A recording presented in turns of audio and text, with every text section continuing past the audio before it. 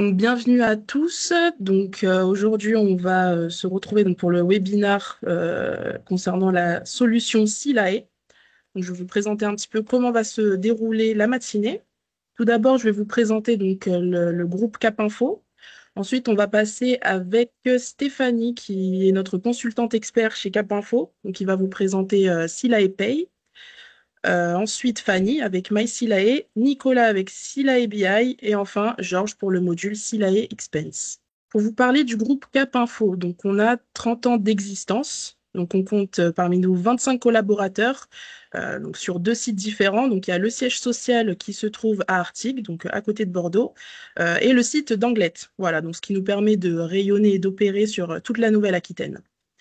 On compte aujourd'hui 1000 clients sous contrat. Donc, quand on dit clients sous contrat, c'est des clients qu'on accompagne au quotidien.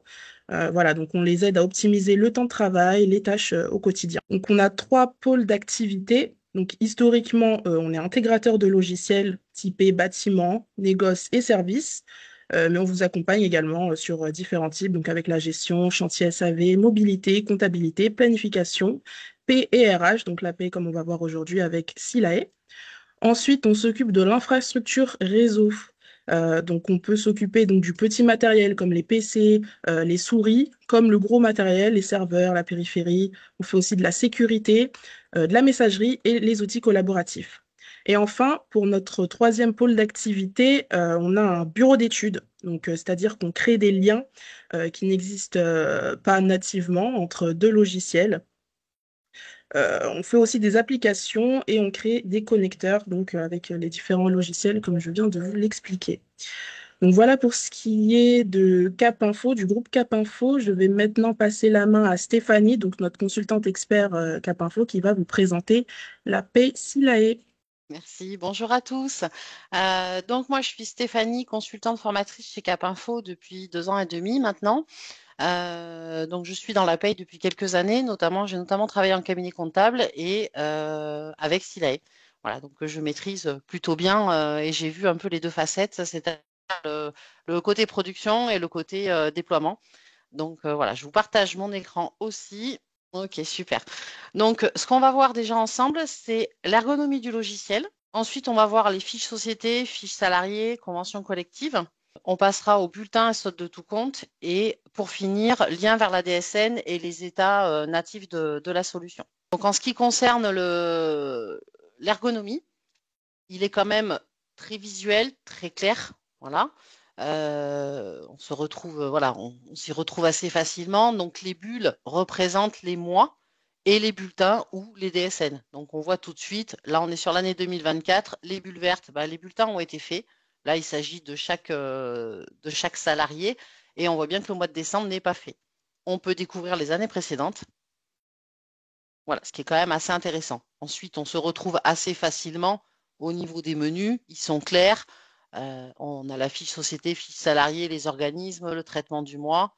Voilà. Donc là, déjà, rapidement, on évite, voilà, on n'est pas perdu sur Silae. Donc, ce qu'il faut savoir, c'est qu'il n'y a pas de sauvegarde à faire sur Silae. Il est directement en SaaS. Vous avez les mises à jour qui se font toutes seules. Enfin, Silae s'occupe des mises à jour toutes les nuits de lundi à mardi. Voilà, donc on a avec un menu clair. Vous pouvez passer d'un dossier à l'autre. Aussi, c'est une force sans avoir à sortir du dossier. Quand même assez pratique. Euh, Vous pouvez découvrir là, donc l'année -1, ce que je vous ai montré. Vous avez, alors ce que je trouve extrêmement précieux, c'est un accès à la base de connaissances. Alors juste en appuyant normalement sur le point d'interrogation, moi je me suis déjà permis de l'ouvrir pour gagner un petit peu de temps. Donc la base de connaissances qui va vous donner par exemple les mises à jour, ce qui a été fait. Quand vous faites une recherche spécifique, c'est quand même très très clair. Là j'ai réalisé par exemple une recherche si on veut créer un bulletin post-emploi. Donc la base de connaissances est une grande force chez Stilae. Euh, voilà, à peu près. Et surtout, oui, vous avez un accès à un extrait de convention collective qui permet de s'y retrouver assez facilement. J'ai choisi sur ce dossier l'automobile parce qu'elle est quand même assez riche et fournie. Donc vous avez voilà un petit extrait qui permet de savoir un petit peu si vous avez de la maladie, des choses comme ça, comment la convention collective prévoit de le traiter. Au niveau des organismes, ici, vous avez un lien direct avec Net Entreprise qui va vous permettre de télécharger vos fiches de paramétrage et d'envoyer vos DSN en EDI directement. Et vous pouvez même vous connecter à l'URSSAF afin de faire les DPAE. Voilà, donc on va passer. Est-ce que c'est bon pour tout le monde? Pas de retour, je compte sur toi, Estelle ou Leslie, pour m'arrêter si vous avez des questions. Je ne le vois pas forcément Oui, pendant bien ma sûr, démo. dès qu'il y a une question qui arrive, je t'en fais part. Donc, on va passer fiche société, fiche salarié. Donc, après, bah, c'est tout simple, hein, là, c'est bien indiqué, les fiches. Donc, on va commencer par la fiche société. Donc après, ben, comme beaucoup de logiciels, hein, elle est quand même très très détaillée et surtout le paramétrage se fait essentiellement là, hein. C'est-à-dire que comme il est en lien directement avec le droit social, et ben, on va renseigner quand même tout ce qu'on va avoir dans le dossier afin d'avoir des payes justes. On commence déjà, enfin on commence. On peut commencer par la convention collective. Donc sur ce dossier, j'ai la convention collective bricolage et automobile. J'ai précisé que c'était la convention collective du siège. On peut, par exemple, indiquer qu'on est adhérent ou non à un syndicat, ce qui va permettre au logiciel d'ajuster automatiquement, par exemple, les minima sociaux, quand il y en a qui sont signés par un syndicat, mais pas forcément passés tout de suite au journal officiel. Donc, il est quand même très, très réactif pour l'avoir testé, mais arrivant en cabinet comptable, d'avoir l'information avant qu'elle n'apparaisse sur les éditions législatives et d'avoir un ajustement des salaires. Donc c'est quand même d'une rapidité assez exceptionnelle.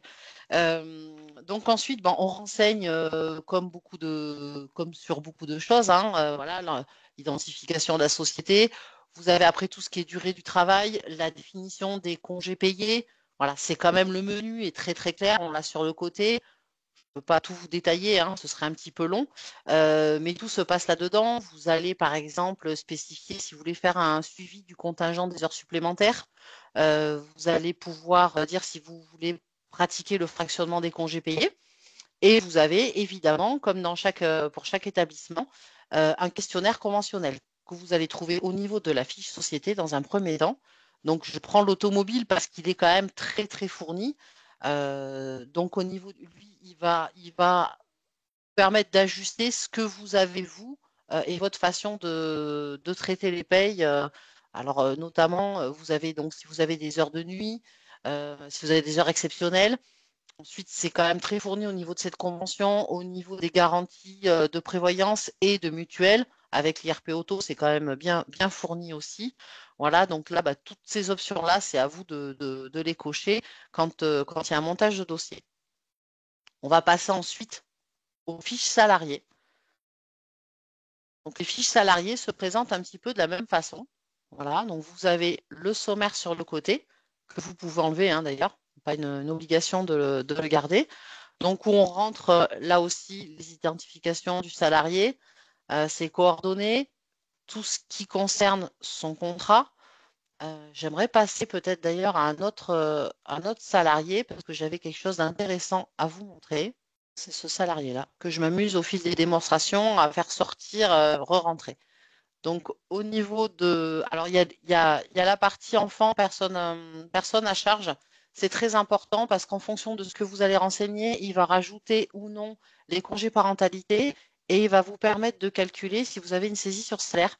Il va pouvoir aussi ajuster en fonction de son salaire et ça, il automatisé, il le fait tout seul.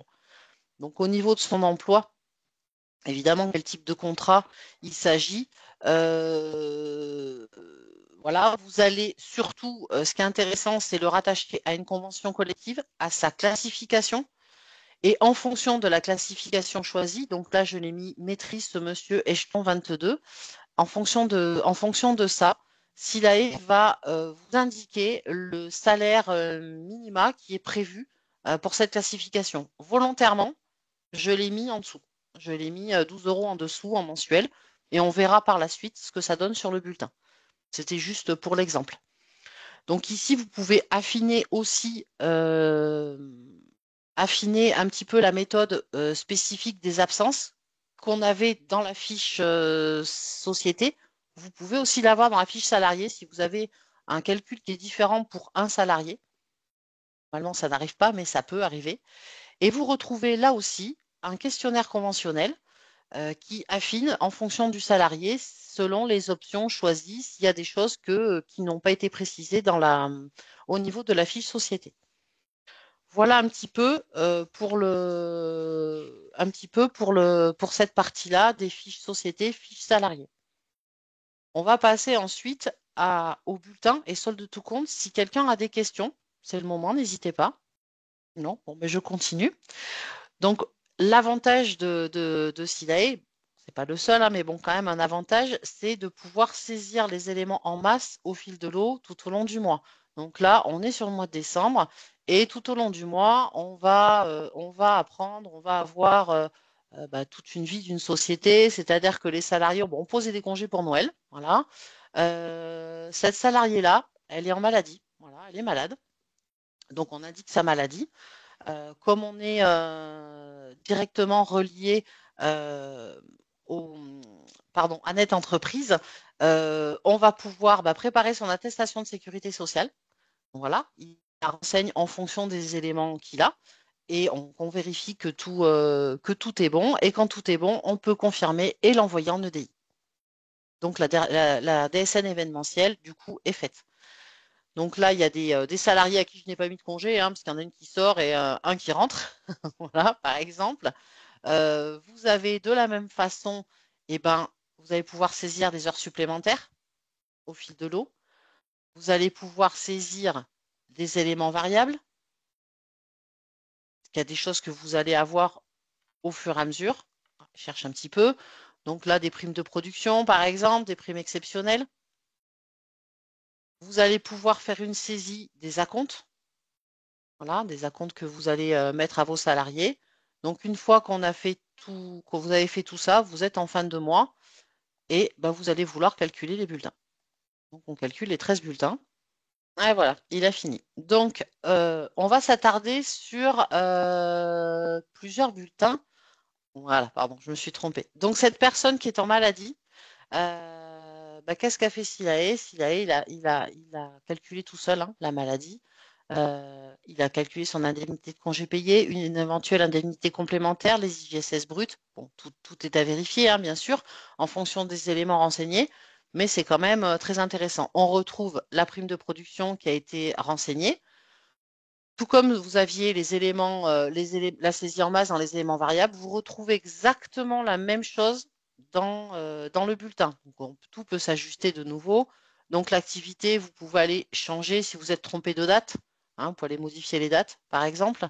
Vous pouvez rajouter des éléments variables. Hein, s'il y a un panier de nuit, s'il y a des choses comme ça, vous pouvez le rajouter. Vous pouvez rajouter ou enlever un acompte. De la même façon, vous pouvez aussi vous occuper des heures. Qu'est-ce que vous pouvez faire d'autre? Ah oui, quelque chose de très intéressant, très pratique, c'est que vous avez un accès directement à sa fiche salariée. Donc ça aussi, ça permet d'ajuster certaines choses, notamment quand vous avez une sortie. Voilà. Et ensuite, donc tout peut se modifier et on peut voir un aperçu, enfin voir directement le bulletin, ce qu'il va donner. Donc vous avez la même chose. Moi, j'aimerais bien m'attarder un petit peu sur Marjorie Dussert qui a démissionné. Donc, elle, il y a calculé son absence pour entrée-sortie. Donc, dans sa fiche salariée, j'ai renseigné dans l'emploi, j'ai renseigné sa sortie. Donc, elle est sortie le 20-12-2024. C'est une démission. Voilà. Donc, en fonction de ça, lui, il a calculé l'absence pour entrée-sortie. Il lui calcule l'indemnité compensatrice congé payé. Si elle était en CDD, il aurait calculé son indemnité de précarité. Quand vous avez des bulles comme ça, vous avez l'explication. Voilà, il vous donne une explication directement. Cette personne, comme elle s'en va, il faut faire la déclaration. Donc, vous avez ici sur la sortie du salarié des éléments à renseigner, notamment la date de notification de la rupture de contrat. Si vous aviez des indemnités particulières qui sera renseignées, il faut les renseigner là. Une fois que c'est confirmé, on refait le bulletin. Donc, une fois que le bulletin sera validé, imprimé, il va l'envoyer en EDI. Et si on veut voir le bulletin, ce que ça donne, donc ça aussi c'est quand même très intéressant et pratique au quotidien. Donc, vous avez son bulletin de sortie et il vous a sorti le reçu pour solde de tout compte et le certificat de travail. Une fois, comme je vous disais, une fois que tout est validé, il envoie les informations en EDI et au bout de quelques temps, vous avez un accès directement à l'attestation Pôle emploi. Là, je ne peux pas le faire, mais si c'était parti, qui reviendrait ici et qui est juste à imprimer et donner à votre salarié. Voilà ce qui est très intéressant. Pour monsieur Duchef Alain, où j'ai fait une faute volontaire. Donc ça, c'est les petites astuces que j'aime bien montrer parce que quand on fait les payes au quotidien, moi j'ai connu des logiciels où il fallait tout faire, tout calculer soi-même à la main.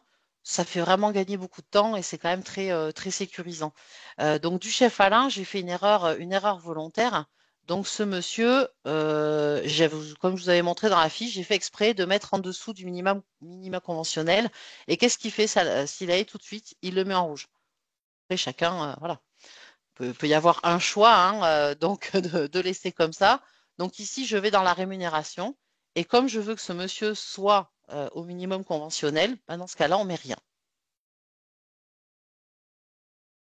Donc je refais le bulletin et il ajuste tout seul.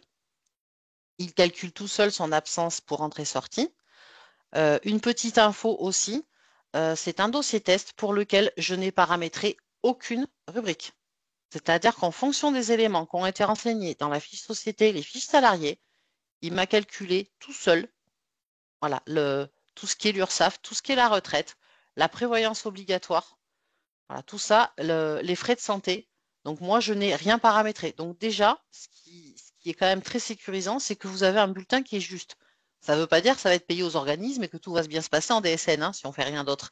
Mais au moins, le bulletin, il est juste. Donc ça, c'est quand même quelque chose de très appréciable.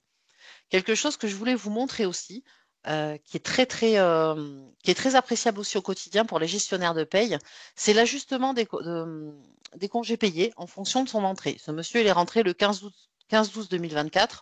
On est en jour ouvrable, donc il n'a pas cumulé 2,5 jours de congés payés. En fonction, moi, je n'ai rien fait du tout. J'ai juste mis voilà, sa date d'entrée. Donc là, on a son bulletin.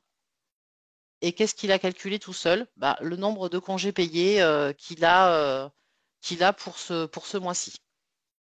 C'est pareil, quand on a à le faire pour une grosse masse de salariés et ajuster le compteur des congés payés régulièrement, c'est un petit peu fastidieux. Silae calcule très très bien aussi en fonction de la maladie. Donc on a cette personne-là, cette dame, qui est malade et en plus il y a une information qui doit être obligatoire sur les bulletins. Donc il a mis les jours de CP acquis au titre de la maladie. Bon là il n'y a rien parce que cette dame elle n'a pas été malade depuis un petit moment. Il va faire le calcul en fonction de ce que dit le conventionnel et ce que dit le légal en fonction de son nombre de semaines ou de mois d'arrêt maladie depuis le début de l'année. Et vous avez aussi la possibilité, quand vous avez un salarié qui a été absent longtemps, c'est de lui créer la lettre d'information concernant ses congés et son acquisition de congés payés. Donc voilà, c'est des petites choses au quotidien qui sont extrêmement pratiques. Voilà un petit peu pour les bulletins. Ensuite, une fois qu'on a calculé les bulletins, après c'est tout simple, hein, vous avez donc votre DSN qui est juste à calculer, et une fois qu'elle est calculée, que vous pouvez envoyer en EDI. Je vais faire le lien, là je vais quand même assez vite pour amener, puisque bon, de toute façon, c'est quand même pas ça reste un dossier test, donc je ne peux pas trop vous montrer le détail de la DSN. Par contre, ce qui est intéressant, c'est que vous avez des états natifs qui vous permettent quand même de vérifier vos charges, entre autres. Vous pouvez faire un choix sur tous les salariés, vous pouvez faire un choix sur du trimestre, vous pouvez faire un choix sur un seul salarié. Voilà, donc là, dans le cas d'une DSN, moi, j'aime bien voir mon tableau des charges. C'est un exemple. Donc, vous avez votre tableau des charges que vous pouvez vous ouvrir en PDF, donc et mettre sur un autre écran, que vous pouvez vous ouvrir aussi dans un tableur. Vous avez tout plein d'états qui existent et qui sont extrêmement pratiques. Donc, de la même manière, là, je l'ai montré, ce tableau des charges pour tous les salariés du mois. Vous pouvez le faire sur un seul salarié. Vous pouvez choisir une année complète. Vous pouvez choisir un trimestre. Voilà. Donc, vous avez le tableau des charges, mais il n'y a pas que ça. De paye, détail des cotisations. Voilà. Vous avez les écritures comptables. Vous avez les soldes de repos, par exemple. Vous avez voilà tout plein de choses qui existent et qui sont quand même très intéressantes. Vous avez aussi le registre du personnel. Certains s'en servent, l'impriment pour le mettre dans le registre. Voilà, l'URSSAF l'accepte sans aucun problème. Autre petite chose qui peuvent être aussi très intéressantes, je reviens plutôt sur les derniers salariés parce que je les ai rattachés à la convention collective de l'automobile. Voilà, c'est des petites choses qui sont voilà, qui peuvent paraître anodines comme ça, mais au quotidien, qui font gagner beaucoup de temps. Vous avez par exemple dans un nouveau salarié, donc admettons du chef Alain, vous pouvez sortir directement son bulletin d'affiliation pour l'IRP Auto. Il est juste à finir de compléter et envoyer ou lui donner les documents, parce que quand vous avez un salarié que vous voulez affilier une mutuelle, ben, il va vous sortir directement les documents. Vous pouvez avoir donc, par exemple, pour cette salariée qui est en maladie, le bulletin de prestation, puisque là, c'est une convention où la prévoyance prend en charge une partie d'indemnité. Donc voilà, c'est pareil, vous pouvez sortir aussi ce document-là pour envoyer à l'IRP Auto. Voilà, c'est dans les petites choses qui sont quand même très pratiques que vous pouvez avoir. Voilà un petit peu pour moi de mon côté. Si quelqu'un a des questions, n'hésitez pas. Bonjour à tous. Moi, je vais vous présenter MySilae côté entreprise. Parce que là, Stéphanie vous a brillamment montré MySilae côté paye. Là, on a laissé Stéphanie tout faire. C'est-à-dire, Stéphanie a saisi les variables, Stéphanie a saisi les absences. Or, ce sont souvent des données qu'elle va attendre d'une tierce personne. Stéphanie, elle gère la paye, mais Stéphanie, elle va avoir besoin qu'un manager, qu'un administrateur lui donne les informations. Donc, on a mis en place MySilae Entreprise.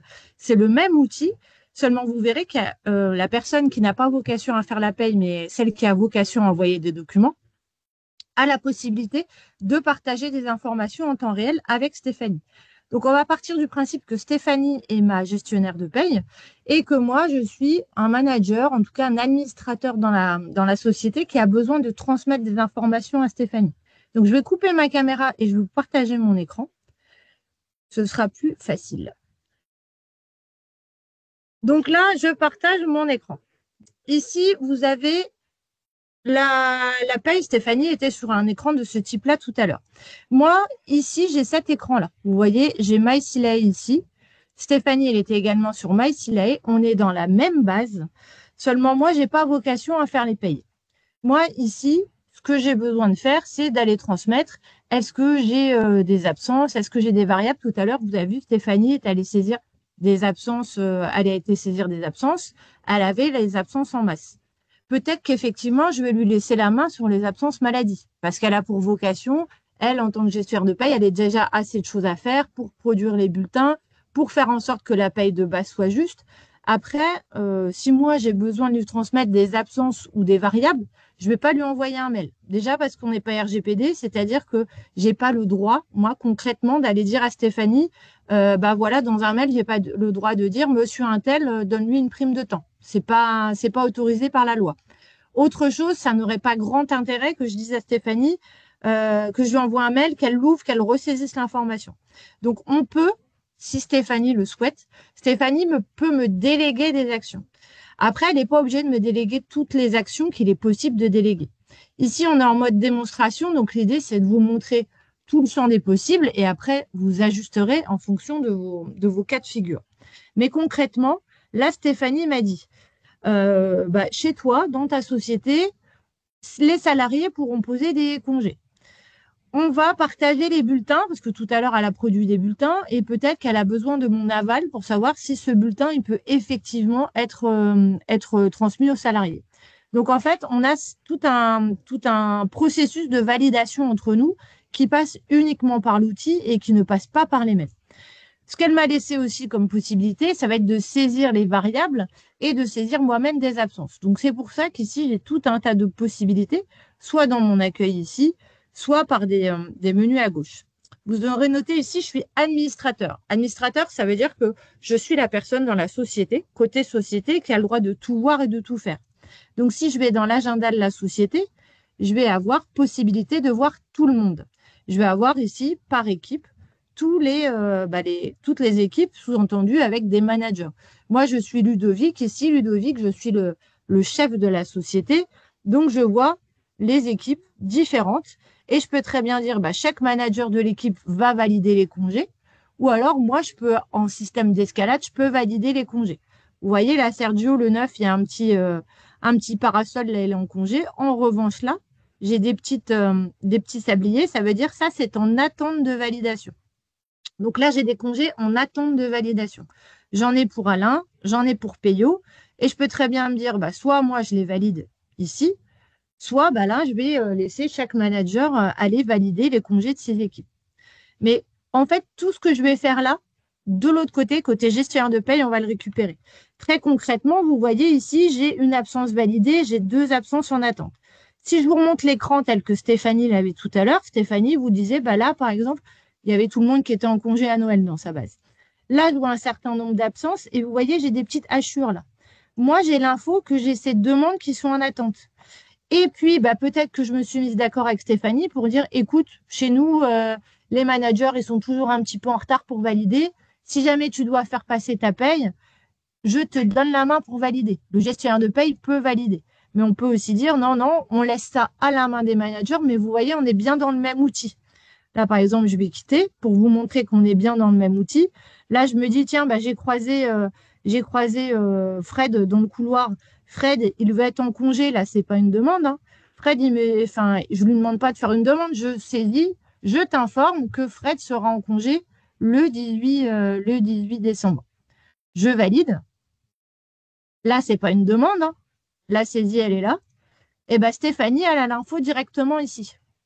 C'est-à-dire que là, pour Fred, elle a systématiquement, elle a l'info, l'absence, elle est là.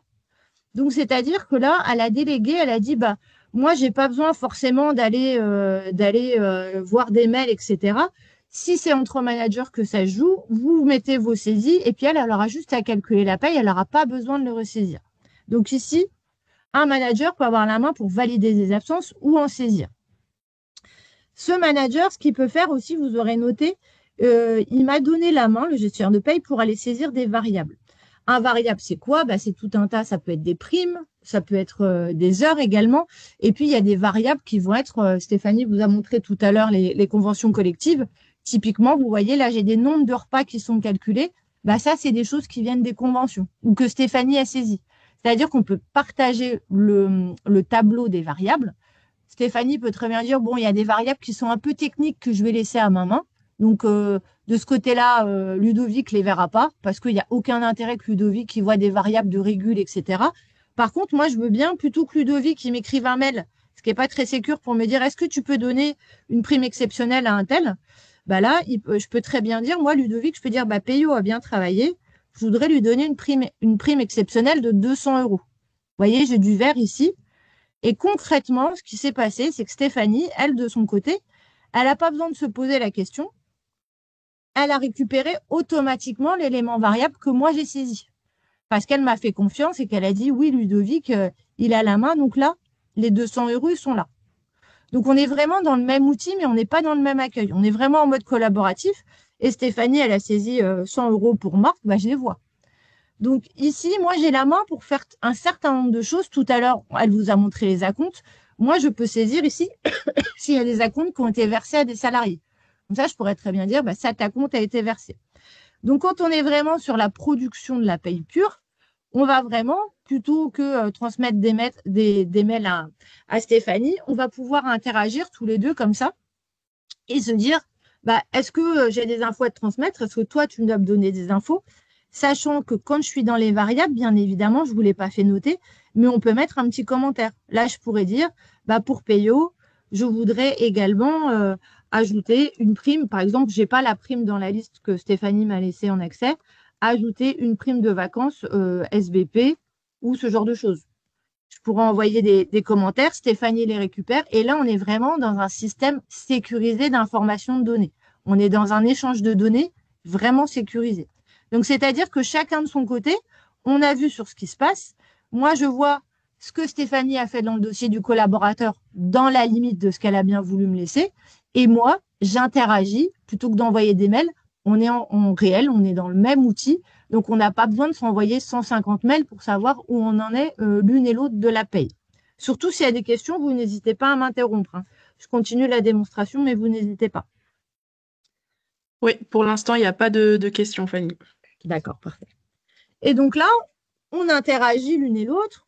J'ai saisi, je pourrais saisir s'il y a des heures. Je pourrais très bien dire, bah, je t'informe qu'il y a des heures sup à 25, des heures sup à 50, sachant que j'ai des garde-fous. Hein. On est dans un système de paye, vous l'avez noté tout à l'heure, sécurisé. Il va faire des calculs, il va faire des contrôles. Donc là, par exemple, pas d'heures complémentaires possible pour quelqu'un qui est déjà à temps plein. Donc moi, ce que je peux faire, c'est qu'on peut se mettre d'accord avec Stéphanie. Stéphanie, elle va me dire, bah, écoute, le cycle de paye, au bout d'un moment, moi, j'ai besoin de produire mes bulletins. Je voudrais savoir, tu me donnes le top quand je peux lancer mes bulletins. C'est-à-dire que toi, tu vas me dire, à partir du moment où tu vas me dire que c'est bon, je saurai que la paye est lancée. Donc là, je vais pas le faire, mais je peux lui valider le cycle. Valider le cycle, c'est quoi? C'est dire, bah, moi qui suis l'administrateur, là, côté entreprise, ok, je vois les variables, je vois les heures qui vont passer, je vois les absences. Je considère qu'on est bon, je te valide le cycle. Je pourrais valider le cycle. L'intérêt de valider le cycle, c'est que bah, vous donnez le go. Et puis Stéphanie, elle est rassurée parce qu'elle sait qu'elle n'attend plus rien de votre part. Alors de votre côté, de moi, mon côté Ludovic, ça veut dire que je ne pourrai plus rien saisir. Mais c'est le jeu. Par définition, si je valide le cycle, ça veut dire que je dis, OK, on est bon pour ce mois-ci, on touche plus le mois de décembre. Et puis, bah, si j'ai des ajustements à faire, je pourrais encore m'appuyer sur MySilay ou appeler ma gestionnaire de paye. Mais en tout cas, j'ai possibilité de valider le cycle pour dire on est bon, on sécurise les saisies. Justement, admettons que Stéphanie, elle a commencé à produire des bulletins. Tout à l'heure, vous avez vu, Stéphanie a calculé un certain nombre de bulletins. Vous avez vu les petites bulles changer de couleur. Et puis, bah, Stéphanie, elle doit justement envoyer la DSN et envoyer les bulletins aux collaborateurs. Avant d'envoyer le bulletin au collaborateur, Stéphanie, elle dit, bon, moi, je voudrais être sûre qu'on est bon. OK, tu m'as validé le cycle, mais je voudrais être sûre. J'ai un bulletin, là, peut-être j'ai un doute, ou tous mes bulletins, je veux que ça passe par tes mains pour me dire, OK, est-ce que ces bulletins te conviennent? Vous voyez, j'ai des bulletins en attente de validation. Elle m'en a envoyé que 2, elle pourrait m'envoyer tous les bulletins de la société. Hein. Donc là, j'ai le bulletin de Sophie et le bulletin j'ai 2 Sophie, tiens. Cette Sophie-là, je regarde son bulletin, je vois son bulletin comme si j'étais en paye. J'ai pas vocation forcément à aller en paye comme elle, mais ici, j'ai l'image du bulletin. J'ai un réseau qui mouline un peu. Voilà. Donc là, il n'y a rien de particulier, il n'y a rien d'exotique. Celui-là, je peux très bien dire, ah bah justement, je le refuse et je vais lui dire, ajout de prime de vacances, s'il te plaît. Donc je refuse. Et puis l'autre bulletin, il arrive directement derrière, l'autre bulletin qu'elle m'a donné. Le premier a disparu, c'est bon, j'ai fait mon travail. Il apparaît si j'ai un réseau qui turbine bien, mais ce n'est pas le cas. Le second, ça me va. Je vois que les heures sup, là justement, en tout cas là, c'est pas moi, c'est des heures contractuelles. Ce bulletin me va, je valide. Je valide le bulletin. Donc on va aller voir après comment ça se passe. Donc moi, niveau validation de bulletin, j'ai plus rien à faire. Tout à l'heure, Stéphanie vous a dit, bah regardez, j'ai un salarié qui sort, je vais lancer automatiquement la procédure de sortie. Moi, je peux très bien dire à Stéphanie, j'ai reçu quelqu'un ce matin en entretien et je veux t'informer qu'il y a ce salarié, il va falloir prévoir sa sortie. Elle m'a donné la main pour lui donner ce type d'information via MySilay Entreprise. Ici, vous voyez, dans la liste des salariés, j'ai la liste des salariés qui sont présents. Et bah, je peux très bien dire, écoute, C'est pas une très bonne nouvelle, mais je viens de croiser Sergio. Sergio, ici, je fais 3 petits points. Je peux faire une demande de fin de contrat. Faire la demande de fin de contrat, ça veut bien dire, évidemment, c'est pas moi, Ludovic, qui suis administrateur, qui vais faire la sortie. Mais je le dis à Stéphanie, écoute, Sergio, je l'ai vu. Voilà, il me reprend les données de sa fiche salariée. Sergio, il aimerait bien terminer. On a convenu ensemble qu'il terminerait, je dis n'importe quoi, le 15 février. Et qu'on se mettait d'accord que c'était une rupture conventionnelle, ou en tout cas, vous retrouvez les motifs qui sont accessibles, les motifs de la table de paye. Hein. Donc, c'est les motifs, c'est exactement les motifs qui sont en paye. Hein. Donc là, rupture amiable, je prends la première qui vient et je pourrais mettre un commentaire. Là, j'indique à mon gestionnaire de paye que je fais une demande de fin de contrat. Mon salarié est toujours là. Mais concrètement, qu'est-ce que j'ai fait? Moi, j'ai dit à Stéphanie, voilà, il y a des variables, il y a tout un tas de choses. Et puis Stéphanie, je lui ai validé des bulletins. Donc Stéphanie, elle est rassurée quand elle est en paye. Déjà, elle voit, vous voyez, elle m'a envoyé des bulletins. Celui-ci, il est vert, elle sait que je l'ai validé. Celui-ci, il est rouge. Elle peut voir le détail du refus. Elle voit que Ludovic l'a refusé en disant, bah, ajoute une prime de vacances, s'il te plaît. Donc, elle a encore la main pour interagir dedans, hein, pour aller faire ce qu'il y a à faire. Et puis également, alors elle a reçu des mails, hein, si elle le souhaite, pour avoir des alertes. Donc ici, elle a non seulement l'historique des bulletins, là, elle voit concrètement tous les bulletins qu'elle a partagés avec Ludovic. Elle peut savoir que bah, Ludovic, celui-ci, il l'a validé pour tel, il l'a validé, celui-ci, il l'a refusé pour telle raison. On n'est pas sorti de l'outil, on n'a pas utilisé le mail qui est pas légal. Et comme ça, on a vraiment, il n'y a pas de conflit possible, on sait qui a fait quoi dans l'outil. Et de la même façon, elle peut récupérer toutes les demandes de sortie. Là, il y a 2 demandes de sortie, bien évidemment, là, une alerte. Et là, bah, la demande de sortie de Sergio, elle le voit ici. Et donc, tout à l'heure, elle vous montrait qu'il y a un salarié qui a fait une demande de sortie, elle lançait sa sortie. Donc là, elle est autonome pour lancer sa sortie. L'idée, c'est que vraiment de collaborer avec le gestionnaire de paye. Le gestionnaire de paye, il n'y a pas grand intérêt ni pour vous ni pour lui qui récupère des données purement métier, purement entreprise. C'est risqué niveau RGPD, puis c'est risqué en termes de saisie parce que tout le monde perd du temps, on saisit l'information une fois, on la ressaisit, on risque de faire des erreurs. Or là, c'est fluide, la communication est fluide. Vous avez vu que tout à l'heure, Stéphanie a tout fait de son côté. Elle pourrait très bien dire non, les éléments variables restent à ma main, les absences restent à ma main, mais elle peut aussi dire, bah, après tout, plutôt qu'on dédouble les saisies, je peux très bien le donner à mon client. Et donc, une fois qu'il sera sorti, justement, mon salarié, il aura pu accès ici à MySilay. Pourquoi? Parce que MySilay, c'est un self-service, je mets mon identifiant, mon mot de passe. Sergio, quand il sera sorti de la société au mois de mars, il pourra plus se connecter. Mais par contre, vous avez vu tout à l'heure, Stéphanie, quand le salarié est sorti, elle a produit l'AER, elle a produit un certain nombre de choses. Ben moi, pour un salarié sorti, je peux très bien dire, bah, par exemple, lui, il a aucun contrat, là. Cédric, il est parti. Cédric Barrère, il est sorti. Mais je peux très bien dire, bah, là, je peux lui partager des documents. S'il y a eu des bulletins de paye, alors il faudrait que j'en trouve un qui a quelque chose. Lui, je pense qu'il en a. Je partage des documents. Non, même pas. Peu importe. De toute façon, je peux le faire même avec une personne qui est présente. Je peux très bien dire, pour X raison, il n'a pas accès à MySilay. Je peux partager des documents. Ces documents, ça peut être des fiches de paye. Donc, en général, la dernière fiche de paye, bah, c'est celle qui va contenir le solde de tout compte, etc. Donc là, je peux très bien dire, bah, il m'a demandé de lui envoyer tous ses bulletins, donc je lui envoie tout. Ou il m'a demandé de lui envoyer le dernier bulletin. Donc, je fais suivant. Je mets la durée de validité d'un lien parce que très concrètement, le salarié, il va recevoir un lien. On va lui demander de mettre son identifiant et sa date de naissance. Et ce lien va être valable 7 jours, 15 jours, 30 jours pour se connecter à l'outil pour aller récupérer les documents. C'est un accès temporaire à l'outil et on va lui dire, tu vas te connecter dans l'outil, mais uniquement pour récupérer tes documents. Cet accès, je peux le laisser à un nouvel entrant aussi. Je m'explique. Idem, si demain je sais que j'ai Joseph Ardès qui rentre en tant que nouveau salarié, bah, je peux très bien dire dans ces cas-là, Stéphanie, je t'informe que soit moi je vais ajouter un salarié, c'est-à-dire moi je vais te dire, il y a quelqu'un qui s'appelle Monsieur Joseph Ardès qui est né telle date, dont voici le numéro de sécu, soit moi, côté RH de mon entreprise, je lui transfère, soit ce qu'on va pouvoir faire, c'est au même titre que j'ai donné un lien à celui qui sort, Celui qui n'est pas encore rentré n'a pas encore d'accès à MySilae. Mais je vais pouvoir dire, bah, tu as un accès temporaire, tu as juste un lien. Et quand tu vas te connecter, tu auras ça. Donc, toi, futur salarié, tu vas nous transmettre ton nom, ta date de naissance, ton numéro de sécu, ton attestation de sécu, ton permis de conduire, etc. C'est ce qu'on appelle le self-onboarding. Et Stéphanie, quand elle sera côté paye, elle aura la fiche qui sera déjà créée ici.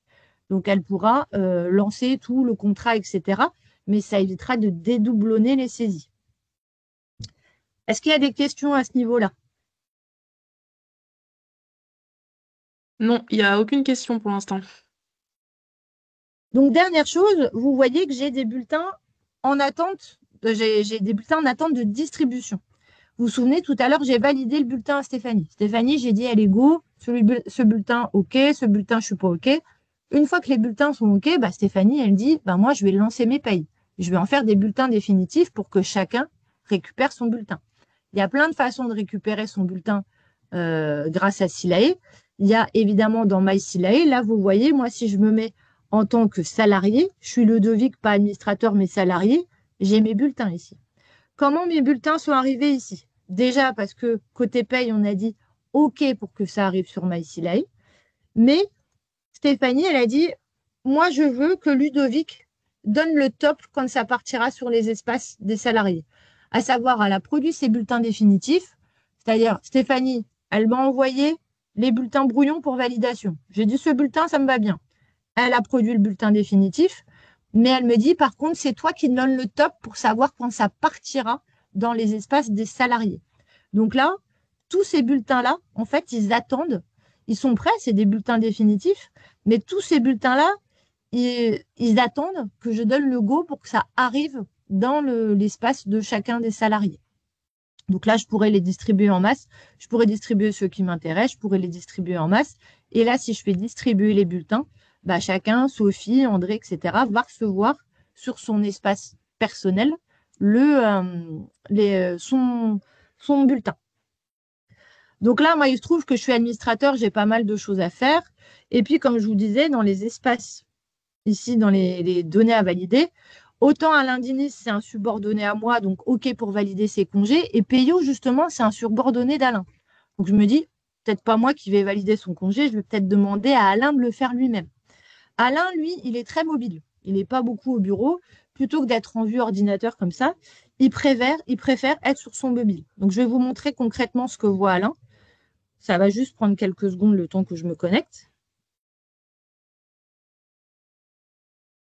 Et vous allez voir mon téléphone mobile. Enfin, le téléphone mobile d'Alain, en l'occurrence. Donc là, on est toujours dans MySilae.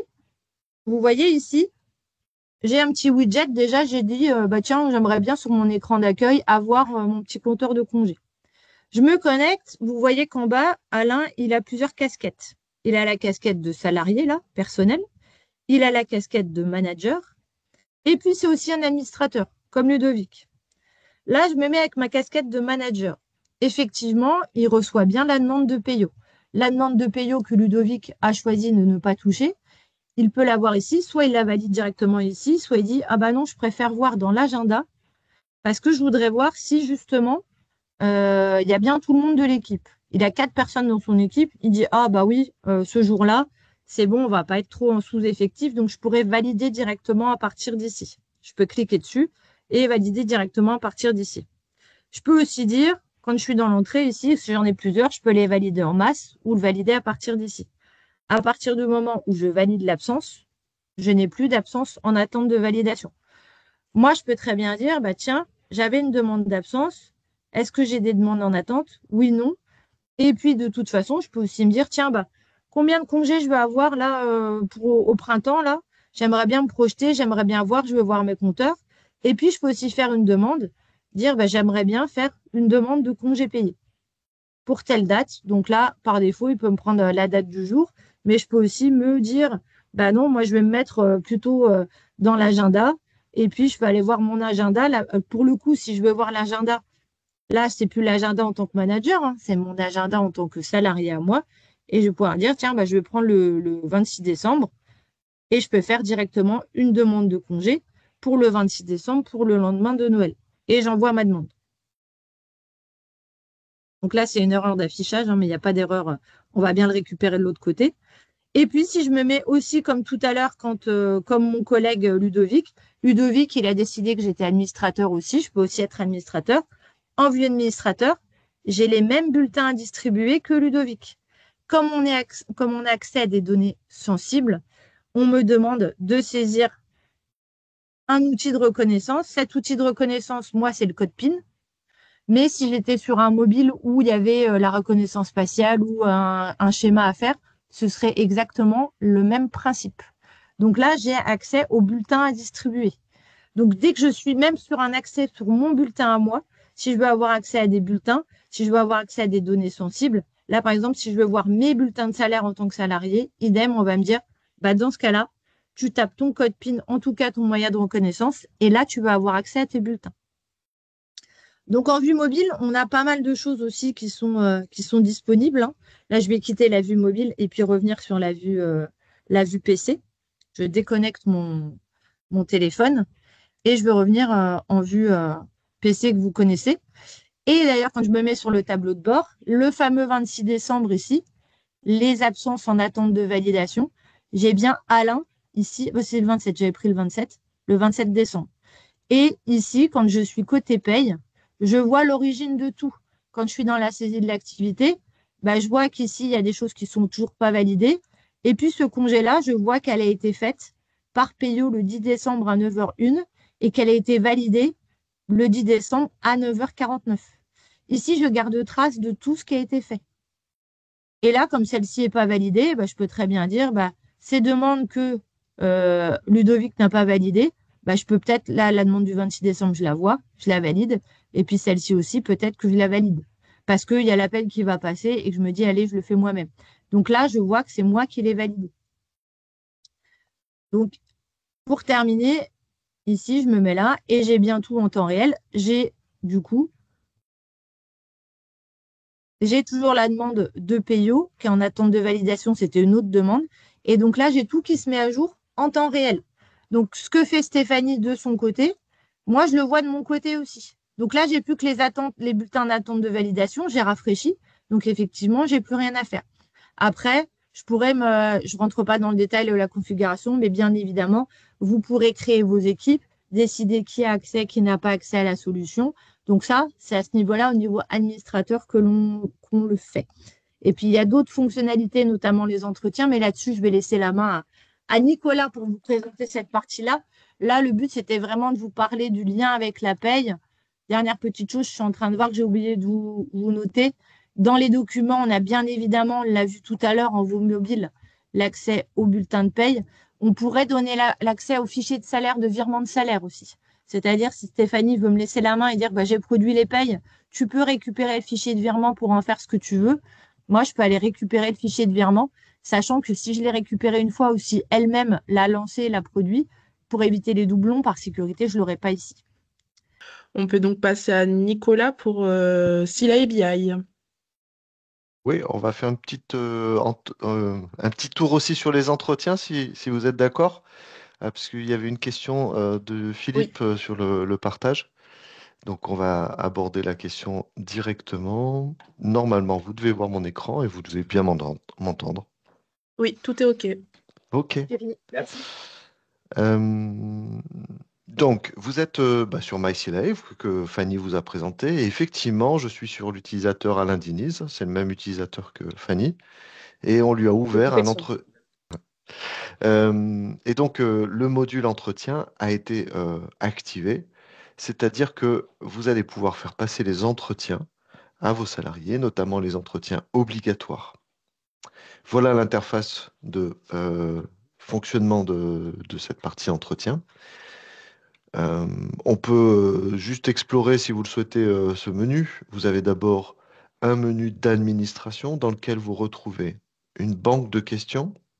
Cette banque de questions est alimentée avec des catégories de questions et des questions modèles que Silae ou que votre partenaire Silae va pouvoir créer pour vous. Cette banque de questions, elle est à votre main aussi. Vous avez la possibilité d'ajouter une catégorie. Par exemple, j'ai créé l'autre fois une catégorie qui s'appelle catégorie de démonstration. Vous pouvez créer une question dans cette catégorie. Et on retrouve ici une des particularités du module, ou en tout cas une de ses caractéristiques assez originales. Vous pouvez créer des questions, et les questions, vous pouvez les formuler avec deux libellés. Un libellé pour le bénéficiaire, qui est le salarié, et un libellé pour le contributeur, qui est soit le manager, soit l'intervenant externe, qui réalise l'entretien, soit le RH, soit le patron de l'entreprise. Donc on peut réaliser une question avec une formule qui est souhaites-tu suivre une formation cette année et proposer une formation aux collaborateurs. En fait, quand le manager va euh, préparer l'entretien, il va proposer une formation aux collaborateurs. Quand le salarié va préparer l'entretien, on va lui poser la question de savoir quelle formation il souhaite suivre. Vous avez trois types de réponses. Des réponses ouvertes, c'est du texte libre avec suffisamment d'espace pour mettre un petit... vraiment, il y a 1000 caractères, donc c'est largement suffisant. Une sélection, c'est-à-dire une liste de valeurs disponibles. Par exemple, je vais proposer une VAE, l'utilisation du CPF, une certification ou rien, ne se prononce pas. D'accord? Donc ça, c'est une formule avec une liste de valeurs. Et enfin, vous pouvez choisir des sélections multiples. L'idée est une liste de valeurs sur laquelle vous pouvez mettre plusieurs réponses, de 1 à 4, parce qu'il y a 4 réponses possibles. J'ai créé une question. Toutes les questions qu'on vous propose par défaut et les catégories de questions, vous pouvez les modifier, les supprimer, les dupliquer, en faire ce que vous voulez. Vous avez ensuite une bibliothèque d'entretien, des modèles d'entretien. Voilà les 7 types d'entretiens qu'on vous propose. Entretien pro, forfait jour, bilan à 6 ans, entretien annuel, droit à la déconnexion, fin de période et entretien de retour suite à une absence. Là encore, les modèles sont fournis par Silae ou par votre partenaire Silae et vous pouvez les dupliquer, les modifier ou les supprimer. Pour créer un modèle, rien de plus simple. On va créer un modèle en lui choisissant un type d'entretien, par exemple le forfait jour. On lui donne un titre, donc ça sera des mots du 10-12, et on lui propose une introduction. Ok. Alors cette introduction, comme c'est un espace qui est affiché à chaque entretien, à chaque début de questionnaire, ça vaut le coup de préparer un petit texte pour expliquer pourquoi on passe l'entretien. On choisit les questions qu'on va vouloir alimenter. Donc, je choisis par exemple la question que j'ai créée avec vous et je peux choisir une question aussi qui est déjà disponible dans la bibliothèque de questions.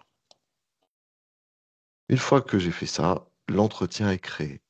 Vous l'avez peut-être vu, je suis passé un tout petit peu vite, mais l'entretien, on peut dire quelle question va aller à qui. C'est-à-dire que je peux très bien dire que cette question va aller au bénéficiaire, le salarié, cette question au contributeur, c'est-à-dire le manager, et cette question va être pour les deux intervenants. Voilà pour le paramétrage du module. Vous avez vu, c'est hyper simple. On est absolument dans l'usage d'un questionnaire très très facile à utiliser. Et maintenant, je vais vous montrer comment on lance une campagne d'entretien. Donc ici, on est dans le deuxième menu qui s'appelle Entretien. Vous avez 3 onglets différents qui vous permettent de voir le pilotage des entretiens, mes entretiens à moi en tant que salarié et mes contributions à moi en tant que contributeur, en tant que manager. Donc si je suis administrateur de la solution, je peux créer une campagne d'entretien. Créer une campagne d'entretien, c'est la sélection d'un modèle d'entretien avec un rappel du titre de l'introduction. C'est le choix des participants. Donc les participants, je peux les choisir par exemple en choisissant les participants qui ont tous le même manager. Donc là, je vais lancer un entretien pour tous les salariés qui sont managés par Alain Diniz. OK. Et enfin, je définis les paramètres de début et de fin de cette campagne d'entretien, ainsi que des paramètres de relance par mail qui seront envoyés automatiquement aux participants. Je fais suivant. Ma campagne d'entretien va être créée. J'ai un récapitulatif qui me permet de revisualiser les participants à la campagne. Et je peux créer ma campagne d'entretien. Là encore, vous avez vu avec quelle facilité je programme, je sélectionne et j'envoie les entretiens. Maintenant, bien, on va pouvoir faire nos entretiens et contribuer à nos entretiens. On le voit ici, je vais vous montrer l'étape de préparation d'un entretien. Donc, je suis Alain Diniz, je vois la préparation de l'entretien, par exemple, de Peyo ici. Voilà la page web de préparation de l'entretien. J'ai un rappel de l'introduction et du titre. J'ai la question à laquelle je peux me préparer pour répondre. J'ai des questions à choix multiples. Je peux enregistrer mes réponses si je ne suis pas certain d'avoir bien répondu et préparé l'entretien, ou faire envoyer si je suis d'accord pour dire que j'ai préparé parfaitement mon entretien. Une fois que j'ai fait ça, eh bien, le salarié va lui aussi préparer et on va pouvoir mener l'entretien. Les entretiens sont menés dans une page où il y a les deux préparations des deux personnes et il y a également un espace pour commenter. Quand l'entretien est terminé, je vais à l'essentiel pour laisser un petit peu de temps également à Georges et puis terminer par la BI, mais l'entretien préparé, vous pouvez voir le résultat du rapport. Ce résultat, c'est cette page web-là. Alors, vous le reconnaissez, ce n'est pas exactement le même entretien, hein, puisque je l'avais préparé pour la démo. Vous avez le rapport qui est là, vous avez un rappel du salarié, vous avez les types de questions avec la préparation du bénéficiaire et s'il y a lieu, la préparation du contributeur. Là, c'est le cas où il n'y a que le bénéficiaire qui prépare. Là, c'est le cas où il n'y a que le contributeur qui prépare. Et là, c'est un cas où les deux ont contribué, ont préparé leur entretien avec un commentaire qui est indiqué. À la fin, vous mettez un compte-rendu de l'entretien, c'est du texte très large, vous avez 2000 caractères, et vous signez. Alors, c'est une signature digitale, c'est pas une signature à valeur probante comme sur un contrat de travail, c'est pas absolument nécessaire. Mais pour l'instant, c'est suffisant de faire cette signature avec l'horodatage associé qui permet d'être sûr que l'entretien a été saisi. Voilà, l'entretien, le salarié va récupérer ses entretiens. Les entretiens seront stockés sous format PDF et toujours accessibles dans son menu MySilae au travers du module entretien. Donc là, j'ai vraiment survolé le module. Ce que j'essaye de vous montrer surtout, c'est que, un, c'est très facile à paramétrer par la bibliothèque de questions et par les modèles d'entretien. Et deux, à l'usage, soit pour lancer les campagnes ou soit pour faire les préparations, c'est beaucoup plus facile, ne serait-ce que même d'utiliser un document Word, puisque là, tout est fait automatiquement. Est-ce qu'il y a quelques questions, Philippe? Est-ce que vous aviez des préparations sur ce sujet des entretiens? Est-ce qu'on est... Alors oui, il y a eu une question, Nicolas. Y a-t-il des rappels pour le gérant quand on arrive aux dates d'échéance pour passer les Hmm, entretiens? c'est une super bonne question. Ça n'existe pas encore. C'est dans la roadmap du produit à brève échéance, c'est-à-dire dans les 3 à 6 mois.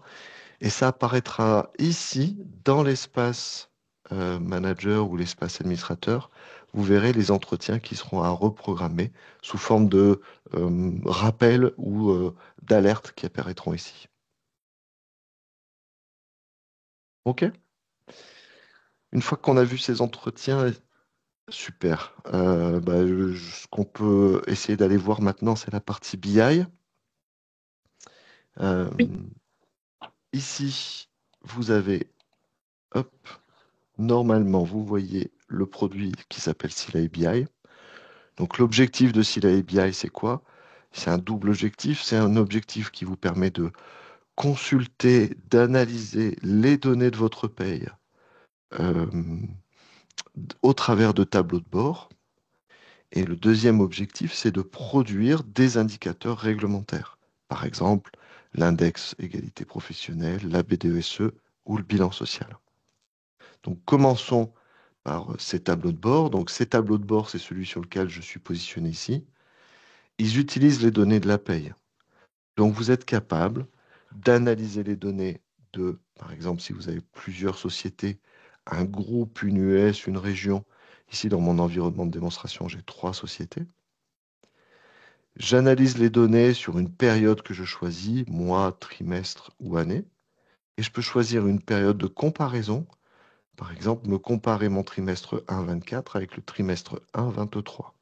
Quand j'applique, l'ensemble des indicateurs qui s'affichent se recalculent sur les critères que j'ai sélectionnés. Vous avez à l'affichage 18 indicateurs différents, mais ce sont des indicateurs que j'ai choisis dans des listes que Silae vous propose et que vous pouvez adapter. Par exemple, si je ne veux pas l'effectif global, mais l'effectif fin de période, si je ne veux pas le coût d'entreprise, mais les charges patronales, si je ne veux pas les heures de base, mais les heures de congés payés. Tout ça est calculé, vous l'avez vu, très très vite, alors que j'ai 4 ans d'historique, 3 sociétés et plus de 200 collaborateurs dans la base.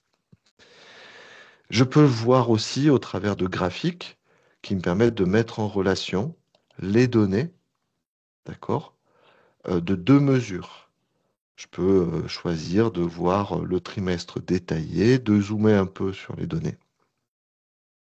J'ai aussi la possibilité de voir des informations assez compliquées à calculer, notamment des âges, des moyennes. Ce sont des taux et des moyennes pour les âges, pour les anciennetés. Et là aussi, je choisis ce que je veux faire afficher. Si je veux pas le pourcentage de CDI, mais je veux l'ancienneté moyenne. Si je veux pas le pourcentage de femmes, mais je veux le pourcentage des contrats pro, d'apprentissage, pardon, eh bien je sélectionne. Tout ça, je le calcule à des niveaux de granularité différents, soit à la personne, le salarié lui-même, soit je peux avoir le détail proratisé à l'ETP travaillé. Donc c'est vraiment la granularité la plus fine possible de calculer par exemple une moyenne d'âge en prorata du temps de travail de chaque personne. Tout ça, ça fonctionne également avec des filtres. Donc les filtres des axes analytiques de votre paye. Donc je peux très bien choisir d'afficher la moyenne d'âge des salariés qui sont dans l'axe analytique 4 et qui sont des hommes. Et là, je recalcule cette donnée au bon niveau. J'ai également toutes les informations de la convention collective, de la catégorie, etc. Je peux ensuite avoir une vue détaillée de cette mesure, c'est-à-dire que je peux rentrer et zoomer pour analyser en particulier cette mesure-là. Ça veut dire quoi? Je clique sur effectif fin de période. Donc j'arrive sur un tableau de bord d'effectifs, positionné sur la donnée fin de période. Je peux donc voir mon effectif fin de période représenté par trimestre ou par mois pour toutes les catégories, les modalités, les sexes et les natures de contrat. Et je peux l'avoir aussi pour toutes les dimensions des axes analytiques, pour toutes les dimensions des informations de contrat, les dimensions également des effectifs des personnes, donc le sexe, la nationalité, la tranche d'âge. Et enfin, si dans ma société, si j'ai plusieurs sociétés ou plusieurs établissements, je peux le filtrer ainsi. Ces données, je peux zoomer dedans pour avoir le graphique en plus gros. Je peux télécharger l'image si je le souhaite pour pouvoir mettre cette image, ce graphe-là, dans mon PowerPoint de présentation. Ou je peux copier les données, c'est-à-dire copier, par exemple ici, 2121-10, 3121-4, c'est-à-dire le résultat, pour pouvoir faire dans Excel éventuellement un graphe qui me corresponde un peu plus. J'ai tout ça pour toutes les mesures détaillées avec la même présentation. Donc ça, on est sur les données de la paye. Dès que vous produisez un bulletin de paye, vous avez ces données qui sont calculées et disponibles le lendemain. Enfin, une vision au moins sur qu'est-ce que c'est que l'index. Vous avez le résultat de l'index qui est visible et partageable avec les membres du CSE, avec la note de l'index et le détail de la note de l'index. Vous avez aussi la possibilité de voir ce que vous devez saisir sur egapro.gouv.fr et le résultat des calculs selon le format du fichier de la DARES. Et vous avez aussi la BDESE. Donc la BDESE, c'est cette page-là qui est partageable avec les membres du CSE. Vous pouvez naviguer dans la table des matières, voir les indicateurs qui sont calculés avec les commentaires, les perspectives que vous avez indiquées.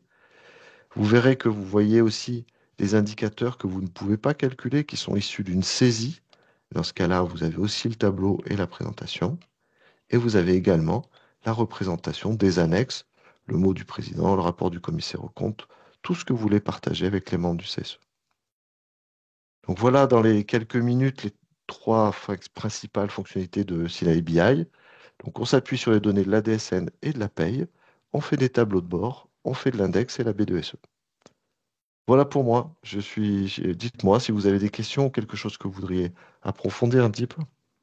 Merci beaucoup, Nicolas. Il n'y a pas d'autres questions qui ont été posées, donc tout est clair. On peut passer à la suite avec Georges Merci. pour le module Silae Expense. Super, merci beaucoup. Bonjour à toutes et à tous. Donc, moi, je suis Georges Bott. Je suis celui qui représente la solution Silae Expense. Donc, moi, je vais vous partager mon écran très rapidement pour vous dire en quoi consiste la solution. Donc, c'est une solution de gestion des notes de frais. Donc, on a une application mobile et une application web pour la gestion des frais professionnels.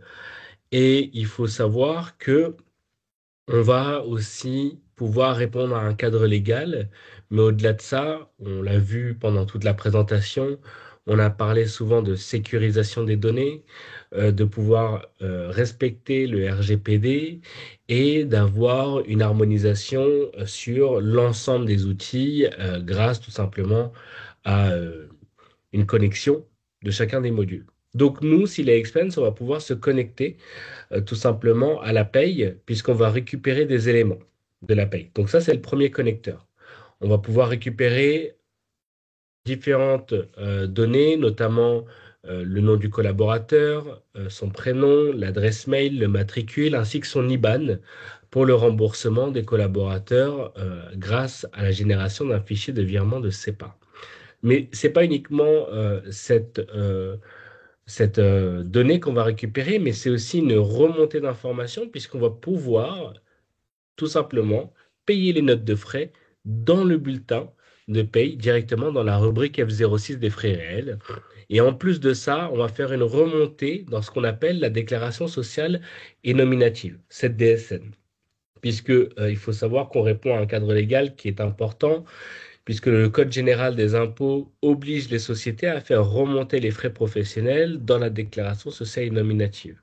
Donc nous allons le faire avec Silae Expense de manière automatique et mensuelle. Donc ça, c'est le premier connecteur.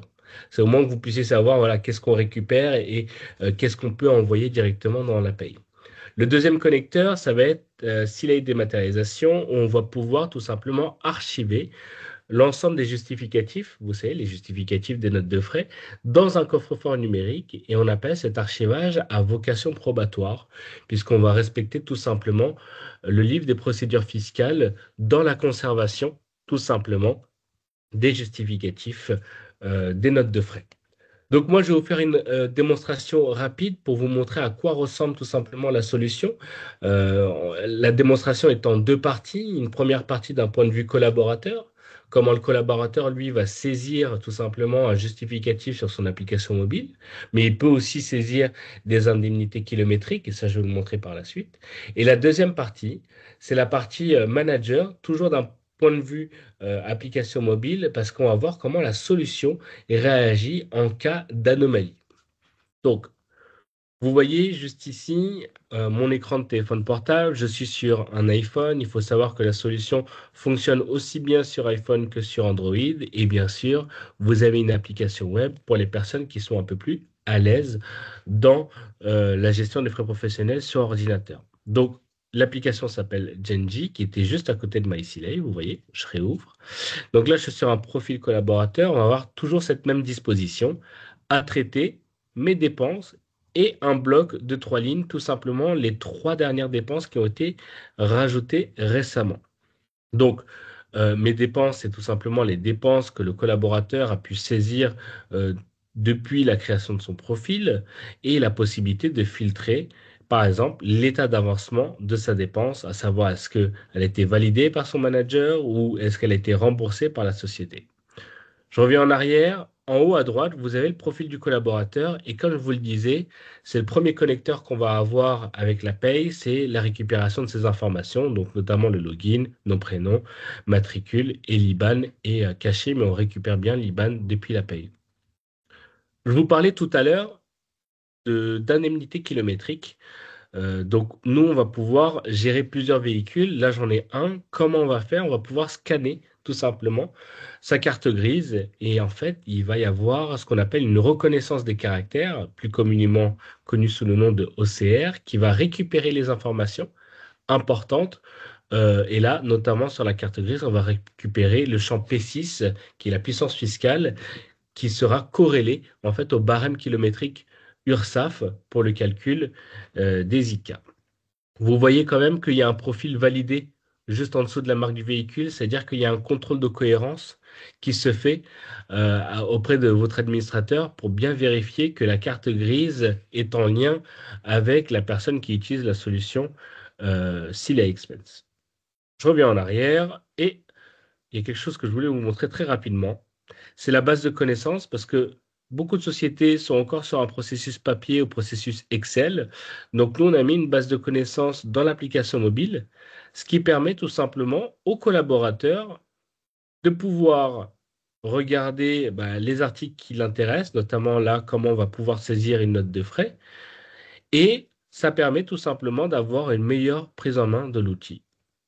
Hop, là, je vais pouvoir ajouter avec le bouton ajouter, je vais pouvoir scanner un reçu, importer un fichier, une image ou faire une indemnité kilométrique. Là, je vais tout simplement prendre le reçu ici en photo. Vous voyez que c'est un reçu qui est un peu chiffonné puisque c'était quelque chose que j'avais dans mon sac. C'était un repas du soir puisqu'il était 22h45. Et vous allez voir que l'OCR va travailler. Donc l'OCR, c'est l'outil de reconnaissance des caractères. On va faire une extraction des données les plus importantes et on va avoir une fiche récap.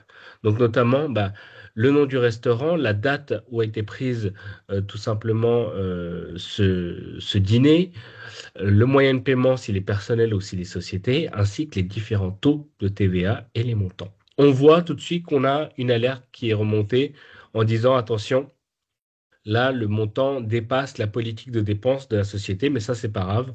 On va le laisser parce que ça nous permettra de voir comment la solution réagit d'un point de vue manager ou valideur pour la validation des frais.